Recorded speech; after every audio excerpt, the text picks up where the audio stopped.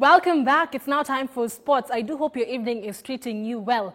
Now, tonight we will be talking to a man who is known as Mr. YouTube. That is Julius Yego. You know, he was nicknamed Mr. YouTube because he learned how to throw the javelin through YouTube. Mr. YouTube, who is Julius Yego, you know, he's the African and Commonwealth record holder and he holds a personal best of 92.72 meters in that particular event. That is the man we will be talking to tonight. And Mr. Yego, or Mr. YouTube rather, joins us right now. Mr. Yego, how are you doing this evening? Hi Caren, good evening too. Uko salama kabisa? Niko salama. Naona umetulia sana. Ebu now tell us, how are you handling this unexpected break? Because I know you had a particular program that ulikuwa umepanga. How are you handling everything? It's quite challenging and, you know, we have to get used to it. There's nothing we can do. It's beyond human control and, you know, we just follow the rules the Ministry of Health is giving us and we're just staying home. Now getting used to staying home the whole day, no training, no normal training that is as a javelin thrower. It's just a few things you can do, maybe have exercises. It's like real throw for javelin.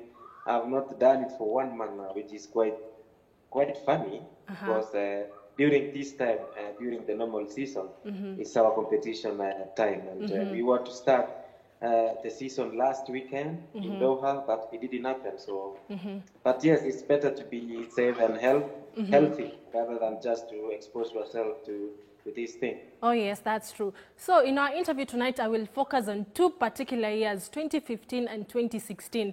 But I will start with 2016, where you gave Kenya her first javelin silver medal. You know, how did it feel giving Kenya her first silver medal? I think the Rio competition, the Rio Olympics 2016, I will never forget it because I was so happy afterwards, despite the fact that I was injured after 2 throws. And, you know, managing to get a silver in that category of, you know, the best throwers in the world. You know, being in the Olympic finals, you know, it's a big bonus for any athlete. And for me, I think it was the best. Managing 88 meters 24 with only 1 throw and the rest skipping, or rather someone will say retired before the competition. And it was I was so happy afterwards. I remember, you know, I was seated in the medical room on the bed, and one of the officials came to me and he told me, "Congratulations, you won a silver." And then I just came out of that hospital. No other treatment. I did the treatment the following day, and so I was so excited. Even though I didn't celebrate like other people, like Thomas was celebrating, you know, being an Olympic champion. It's a big honor. And I tried to, you know, to show a bright face, but the pain I was undergoing was too much. And, you know, I had to take just a lap of honor, you know, to show respect to the fans who were at the stadium. Oh yes, but also, how did it feel not being able to challenge Roller's throw? Because the throw that he threw after you were out because of injury is what made him win gold. How did you feel? Of course, I felt bad for not competing the whole, you know, managing to do all the throws. I wasn't happy after all. But then, you know, I had this thing in my, you know, in my heart that, yes, I have silver, and this is Olympics. My first Olympics in 2012, I just appeared, you know, among the best 12 to make in the finals, but I was not among the best 8. So it was an upgrade from the previous Olympics, and you know, not everybody can be an Olympian. You can be an Olympian, but you cannot be an Olympic medalist. So to me, of course, I wasn't happy not to compete to finish all the throws, and you know, to show that I was capable of beating Thomas. Oh yeah. But rather, maybe what God has planned for you, you never know. It's true. And in the before the 2016 Olympics, in the 2015 World Championships, you know, you won gold. Yego, will we ever see you again in the best form that you were in 2015 and 2016 again? Yes, I have that feeling. I was expecting this year to be a unique year for me again, like 2014, 2015, and 2016. But it's not coming anymore. We don't have any major championship now. The Olympics is going to be held next year. That was my main focus. You know, I was feeling in March, I was feeling a little bit, you know, picking up, getting that form. But then this thing came, You know, it's unfortunate to me and everybody else, of course, as a sports person. But then we have to accept it. But I will work. I will have maybe 2 or 3 years, very good 3 years before I hang up my boots. Nice. And the best throw umetupa ni 92.72 meters. The best person in the world who has almost reached 100 is Jan Zelenzi of Czech Republic, who threw 98.48 meters in 1996. Yego, do you think you can ever throw something close to 100 or even beyond 100? Is it possible? You know, sometimes I will say imitation is limitation, and I don't want to compare myself to Jan Zelensky. Of course, he is a legend. He is the world record holder at the moment in javelin. But then I will try to, you know, maybe even longer than that. But I don't want to dwell on it as much now. You know, when you chase a record, sometimes you may put yourself in an awkward position. So it's better for me just, we take time now. Doing some small training for now because I know major competition is happening next year. And prior to the Olympics, of course, we'll have small competition like the Diamond Leagues and maybe the World Challenges.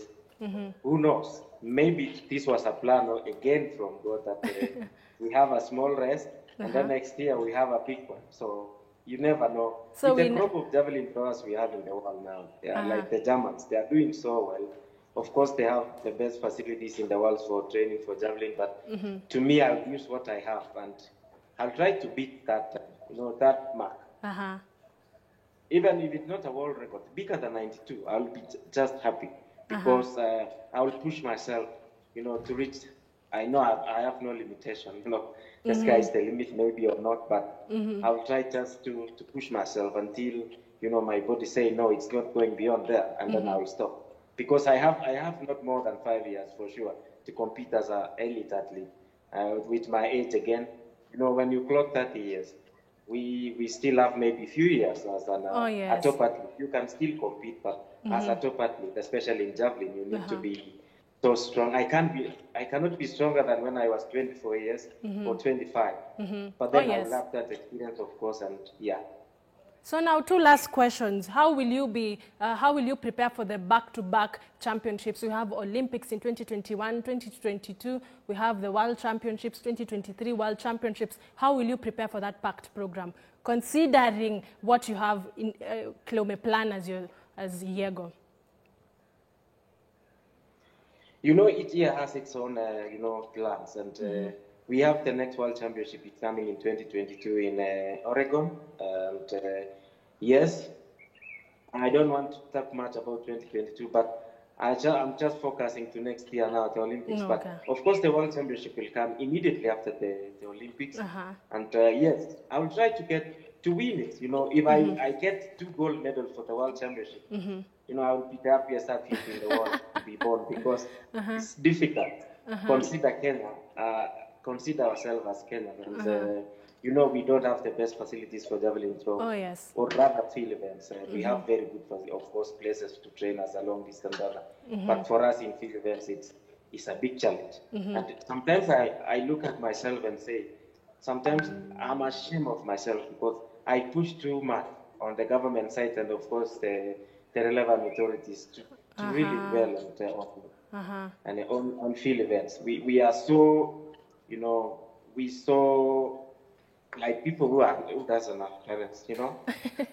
And it's bad. It's sad. It's sad. Sometimes, sometimes I see the guys I'm training with, and you know, I really pity them or I have sympathy with them forever because they don't know where they're going. You look at the performance they are doing. It's not to the world standard as a top athlete, but they are really willing to do the training. But the facilities are not there. Yego is now, I've been doing so well because I've been exposed to best facilities in the world, in Finland, in South Africa. So I can use that. You know, the training you've done before will always stay in your body. So you can imagine in 2012, I stayed in Finland for 3 months. And after that, it was like a springboard for me, and then I shoot up. But remember, somebody who had not even gone to Jomo Kenyatta Airport. It's sad. Sure, he can't do it. He or she cannot do anything. And they don't have even the facilities. The stadium sometimes is closed. So it's a shame I sometimes look at the government and say, before they came to power in 2016, they talk 2012, 13, they talk of 9 stadiums or 6 stadiums, but we don't have. The former president, the late president, managed 2 stadiums, world-class stadiums. But the current ones, they haven't done anything. It's just mere talk. It's quite sad. Yeah. So now my director tells me we are out of time and you're really talking about important stuff. We will definitely make time, you know, so that you can further expound on all these sensitive issues. But just to wind up, your final words to Kenyans, you know, what are you assuring your fans once you resume action? You know, we're living now in a world where we don't know what will happen tomorrow. But let's keep hope. God is there for us, and I'm sure in a few weeks or a few months, we will come back to normal life. And for me, I want to promise my fans that I will be back soon. I was to be back this year, but unfortunately, the whole thing has done everything to negative, and I'm sure I will come back next year. That's the promise I have for my fans. Perfect. Thank you so much, Yego. That's all the time we had for you. We appreciate you making time. We don't take that for granted. Now, you see strong words right there coming from Julius Yego. We definitely hope that the government and all the respective, you know, people who are handling the field events will be able to look into all that Yego is saying. Yes, that was Julius Yego, the African and Commonwealth record holder in the javelin event. Well, that's all from me. My name is Caren Kibbett. Do have yourself a lovely evening. But the broadcast is not yet over. I hand you back to Betty.